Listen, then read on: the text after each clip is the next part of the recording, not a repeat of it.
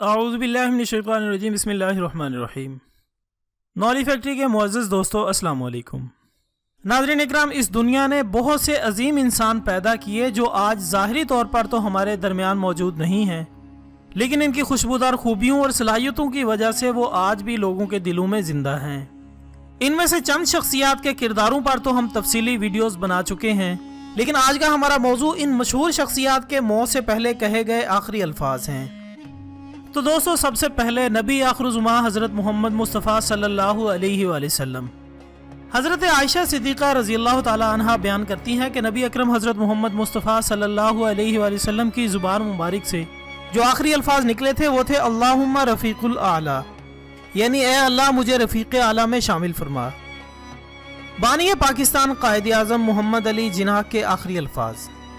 قائد اعظم محمد علی جناح کے معالج professor doctor الہی بخش نے اپنی کتاب with the Quaid Azam during his last days میں تحریر کیا ہے کہ بانی پاکستان کے آخری الفاظ جو انہوں نے مرنے سے پہلے کہے تھے وہ یہ تھے کہ میں اب نہیں، جس کے آدھے گھنٹے بعد ان کا انتقال ہو گیا۔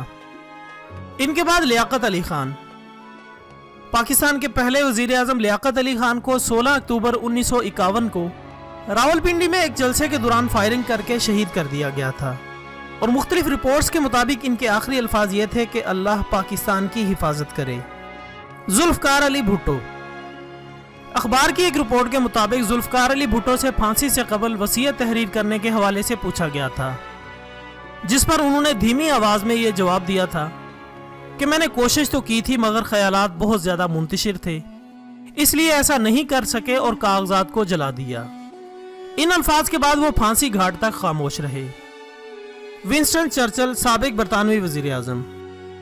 ناظرین اکرام، ونسٹن چرچل دوسری جنگ عظیم کے دوران برطانیہ کے وزیر اعظم رہے اور انہیں اپنے ملک کا ہیرو سمجھا جاتا ہے۔ ان کے آخری الفاظ یہ تھے کہ میں اب ان سے بیزار ہو چکا ہوں۔ ان کے بعد ہیں سٹیو جابز، جو کہ ایپل کمپنی کے شریک بانی تھے۔ دوستو، سٹیو جابز کا نام کسی کے لیے غیر معروف نہیں ہے، خاص طور پر آئی فون اور آئی پیڈ استعمال کرنے والوں کے لیے۔ کینسر کی بیماری کے باعث 56 برس کی عمر میں انتقال کر جانے والے سٹیو جابز کے آخری الفاظ یہ تھے، وہ حیرانی کسی کیفیت میں واو واو ہی بولے جا رہے تھے۔ سابق عراقی صدر صدام حسین۔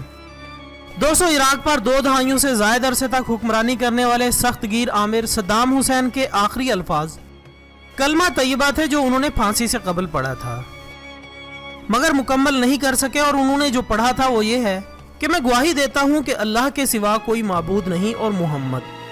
کلمہ طیبہ مکمل نہیں کر سکے تھے کہ ان کو پھانسی دے دی گئی۔ اس کے بعد باری ہے ہیگو شاویز، جو کہ وینزویلا کے صدر تھے۔ ہیگو شاویز 1999 سے اپنی موت تک یعنی 2013 تک وینزویلا کے صدر رہے، اور ان کے مرنے سے قبل آخری الفاظ یہ تھے کہ میں مرنا نہیں چاہتا، پلیز مجھے مرنے نہ دو یا مرنے سے بچاؤ۔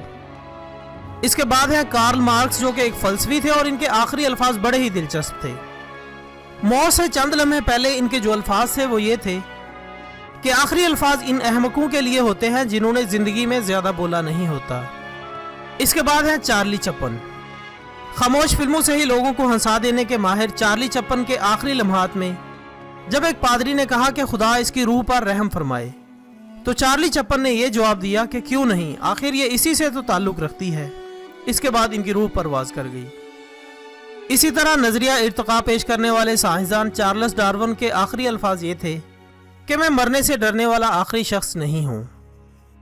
ناظرین اکرام، ایڈیسن، جو اپنی زندگی کے آخری دن کوما کی حالت میں رہے، اپنی موت سے چند لمحے پہلے کوما سے باہر نکل آئے، آنکھیں کھولی اور اپنی بیوی سے کہا کہ باہر کا منظر بہت خوبصورت ہے۔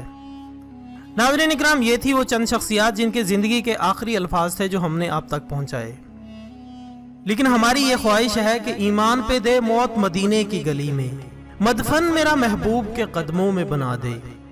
اللہ سے دعا ہے کہ ہمارا خاتمہ بالایمان فرمائے اور ہماری زبان پر کلمہ طیبہ جاری فرمائے، آمین۔